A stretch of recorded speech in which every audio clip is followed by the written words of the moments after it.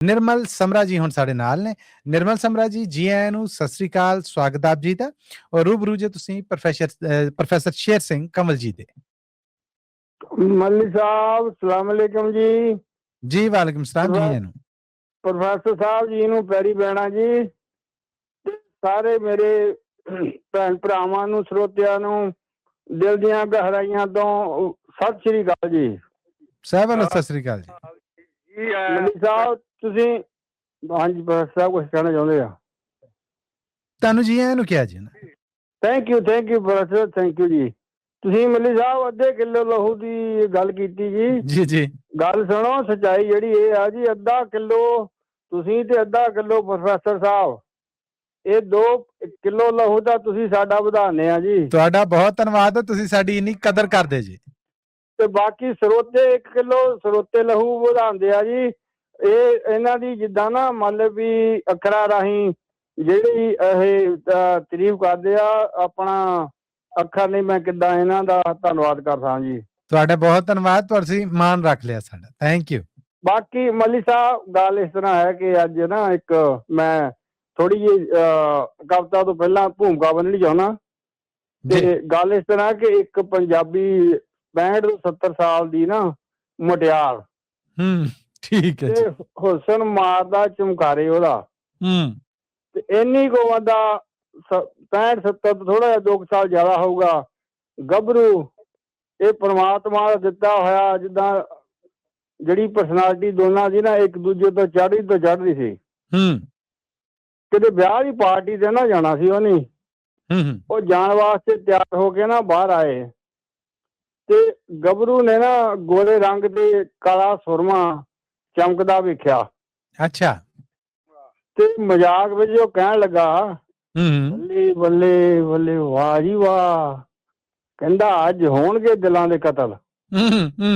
ਮੋਰਿਓ ਮੁਟਿਆਰ ਵੀ, ਉਹ ਵੀ ਜਿੱਦਾਂ ਬਹੁਤ ਜਿਹਦਾ ਸ਼ਾਇਰੀ ਅੰਦਾਜ਼ ਸੀਗਾ ਜੀ ਉਹਦਾ ਵੀ ਜੀ, ਕਹਿੰਦੀ ਉਹ ਕਿਹੜੇ ਕਤਲਾਂ ਦੀ ਗੱਲ ਕਰਦਾ, ਕਿੱਥੇ ਕਤਲ ਹੋਣਗੇ, ਕੋਈ ਚੱਜ ਦੀ ਗੱਲ ਵੀ ਕਰ ਲਿਆ ਕਰ ਕਦੀ ਕਦੀ।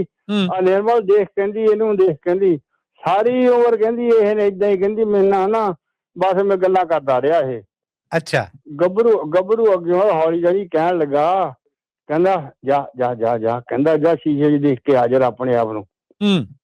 ਲਓ ਜੀ, ਉਹ ਮੁਟਿਆਰ ਸ਼ੀਸ਼ੇ ਵੱਲ ਦੇਖਣ ਚਲ ਜਾਂਦੀ, ਜਦੋਂ ਮੁੜ ਕੇ ਆਉਂਦੀ ਆ ਤਾਂ ਕਹਿੰਦੀ ਸਾਰਾ ਕੁਝ ਤਾਂ ਠੀਕ ਆ, ਕੀ ਨਹੀਂ ਤੈਨੂੰ ਚੰਗਾ ਲੱਗਾ ਤੁਹਾਨੂੰ, ਹਨਾ, ਸਭ ਕੁਝ ਤਾਂ ਠੀਕ ਆ। ਉਹ ਗੱਭਰੂ ਹੌਲੀ ਜਾਣੀ ਉਹਦੇ ਕੰਨ 'ਚ ਕਹਿੰਦਾ, ਉਮਰ ਦੇਖ ਲਾ, ਆ ਪੂਛਾਂ ਵਾਲਾ ਸੁਰਮਾ ਪਾਉਣ ਦੀ ਕੀ ਜ਼ਰੂਰਤ ਸੀਗੀ, ਹੁਣ ਕਹਿੰਦਾ ਇੰਨਾ ਚਿਰ ਹੋ ਗਿਆ।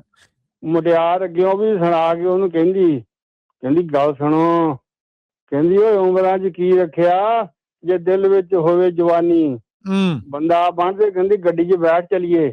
ਅੱਛਾ ਜੀ।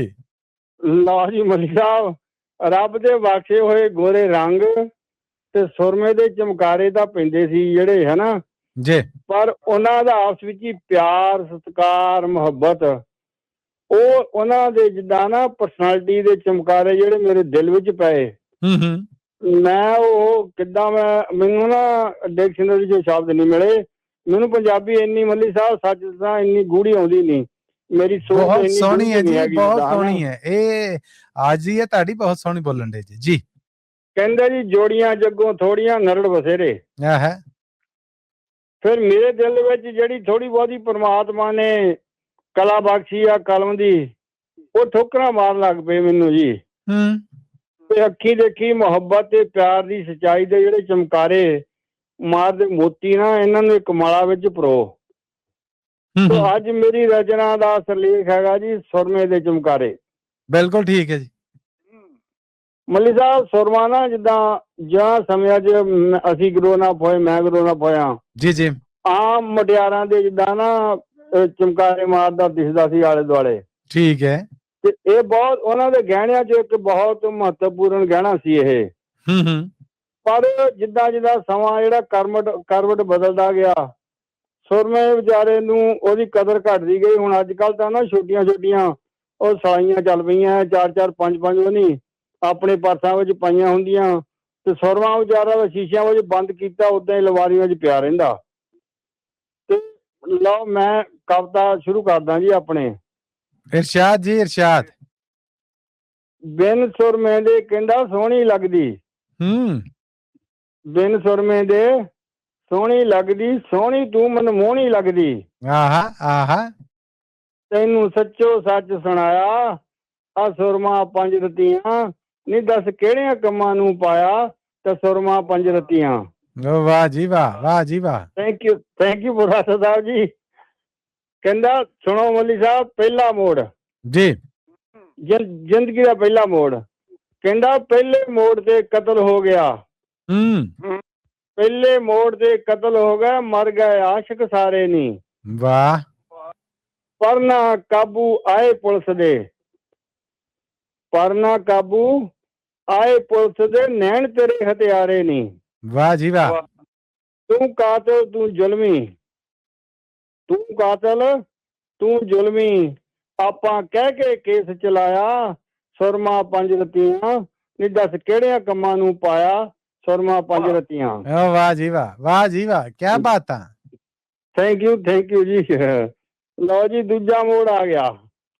ਦੂਜੇ ਮੋੜ ਤੇ ਲੱਭਦਾ ਫਿਰੇ ਦਿਲ, ਦੂਜੇ ਮੋੜ ਤੇ ਲੱਭਦਾ ਫਿਰੇ ਦਿਲ, ਲੱਭਦਾ ਦਿਲਵਰ ਜਾਨੀ ਨੂੰ। ਕਿਆ ਕਹਿਣੇ। ਪੈਰਾਂ ਦੇ ਵਿੱਚ ਪਾ ਕੇ ਝਾਂਜਰ, ਆਹਾ, ਪੈਰਾਂ ਦੇ ਵਿੱਚ ਪਾ ਕੇ ਝਾਂਜਰ, ਗਲ ਵਿੱਚ ਕਾਲੀ ਗਾਨੀ ਨੂੰ। ਵਾਹ ਜੀ ਵਾਹ। ਮੱਲੀ ਸਾਹਿਬ ਗੋਰਾ ਰੰਗ ਹੋਵੇ ਤੇ ਕਾਲੀ ਗਾਨੀ ਹੋਵੇ, ਜਿਹੜਾ ਕੰਟਰਾਸਟ ਨਹੀਂ ਹੁੰਦਾ ਦੋਨਾਂ ਚੀਜ਼ਾਂ ਦੇ ਵਿੱਚ, ਫਿਰ ਕਿਆ ਕਹਿਣੇ ਉਹਦੇ।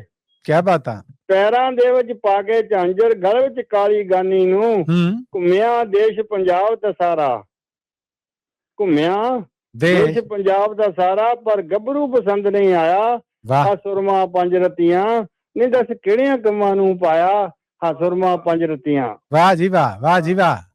ਲਓ ਜੀ ਤੀਜਾ ਮੋੜ ਆ ਗਿਆ। ਤੀਜੇ ਮੋੜ ਤੇ ਚੱਲ ਗਿਆ ਜਾਦੂ, ਤੀਜੇ ਮੋੜ ਤੇ ਚੱਲ ਗਿਆ ਜਾਦੂ, ਹੁਸਨ ਲਈ ਅੰਗੜਾਈ ਨੀ। ਵੱਜਣ ਸਪੀਕਰ ਖੁਸ਼ੀਆਂ ਦੇ ਵਿੱਚ, ਵੱਜਣ ਸਪੀਕਰ ਖੁਸ਼ੀਆਂ ਦੇ ਵਿੱਚ, ਹੋਈ ਤੇਰੀ ਕੜਮਾਈ ਨੀ। ਵਾਹ ਵਾਹ।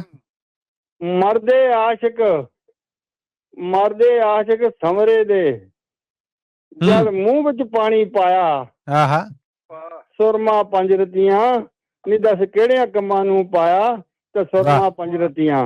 ਬਹੁਤ ਆਲਾ ਜੀ, ਬਹੁਤ ਆਲਾ, ਸ਼ਾਨਦਾਰ। ਥੈਂਕ ਯੂ ਜੀ, ਥੈਂਕ ਯੂ। ਲਓ ਜੀ ਚੌਥਾ ਮੋੜ ਆ ਗਿਆ ਹੁਣ ਜੀ। ਇਹ ਥੋੜਾ ਮੋੜ ਜਿੱਦਾਂ ਨਾ ਸਾਰਿਆਂ ਵਾਸਤੇ ਔਖਾ ਜਿਹਾ ਹੁੰਦਾ ਜੀ ਇਹ। ਇਰਸ਼ਾਦ ਜੀ। ਕਹਿੰਦਾ ਚੌਥੇ ਮੋੜ ਤੇ ਢਲੀ ਜਵਾਨੀ, ਉਮਰ ਬੀਤ ਗਈ ਸਾਰੀ ਨੀ। ਵਾਹ ਬਈ ਵਾਹ, ਵਾਹ ਬਈ ਵਾਹ। ਚੌਥੇ ਮੋੜ ਤੇ ਢਲੀ ਜਵਾਨੀ, ਉਮਰ ਬੀਤ ਗਈ ਸਾਰੀ ਨੀ। ਨਾ ਰਹੀ ਉਹ ਤੋਰ ਮਿਰਗਣੀ, ਨਾ ਰਹੀ ਉਹ ਤੋਰ ਮਿਰਗਣੀ, ਨਾ ਉਡੇ ਤੇਰੀ ਫੁਲਕਾਰੀ ਨੀ। ਆਹਾ। ਗੋਰੇ ਰੰਗ ਦੀ ਆਕੜ ਵਿੱਚ, ਗੋਰੇ ਰੰਗ ਦੀ ਆਕੜ ਦੇ ਵਿੱਚ ਕਿਉਂ ਸਾਰਾ ਹੀ ਵਕਤ ਲਗਾਇਆ ਤੇ ਸੁਰਮਾ ਪੰਜ ਰਤੀਆਂ, ਨਹੀਂ ਦੱਸ ਕਿਹੜਿਆਂ ਕੰਮਾਂ ਨੂੰ ਪਾਇਆ ਤੇ ਸੁਰਮਾ ਪੰਜ ਰਤੀਆਂ, ਦੱਸ ਕਿਹੜਿਆਂ ਕੰਮਾਂ ਨੂੰ ਪਾਇਆ ਤੇ ਸੁਰਮਾ ਪੰਜ ਰਤੀਆਂ। ਵਾਹ ਜੀ ਵਾਹ, ਵਾਹ ਜੀ ਵਾਹ, ਕੀ ਬਾਤਾਂ ਤੁਹਾਡੀਆਂ ਸਮਰਾ ਜੀ। ਥੈਂਕ ਯੂ ਮੱਲੀ ਸਾਹਿਬ, ਧੰਨਵਾਦ ਦੇਣ ਦਾ। ਮੈਂ ਕਿਹਾ ਸੁਰਮਾ ਵਿਚਾਰਾ ਤਾਕੀਆਂ ਵਿੱਚ ਪਿਆ, ਇਹਨੂੰ ਕੱਢ ਕੇ ਕਿਤੇ ਮਾੜਾ ਜਿਹਾ ਇਹਦੇ ਵੀ ਚਮਕਾਰੇ ਪਾ ਦਈਏ, ਕੋਈ ਇਹਦੀ ਖਬਰ ਲੈ ਲੈ, ਕੋਈ ਲੈਂਦਾ ਨਹੀਂ। ਬਹੁਤ ਸ਼ਾਨਦਾਰ, ਧੰਨਵਾਦ ਬਹੁਤ ਜੀ ਤੁਹਾਡਾ। ਥੈਂਕ ਯੂ ਜੀ, ਤੁਹਾਡਾ ਧੰਨਵਾਦ, ਤੁਹਾਡਾ ਧੰਨਵਾਦ।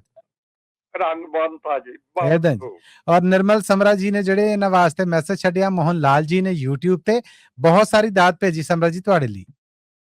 ਥੈਂਕ ਯੂ, ਇਹਨਾਂ ਦਾ ਬਹੁਤ ਬਹੁਤ ਦਿਲ ਦੀਆਂ ਗਹਿਰਾਈਆਂ ਤੋਂ ਜੀ। ਜੀ ਤੁਹਾਡਾ ਵੀ ਬਹੁਤ ਧੰਨਵਾਦ।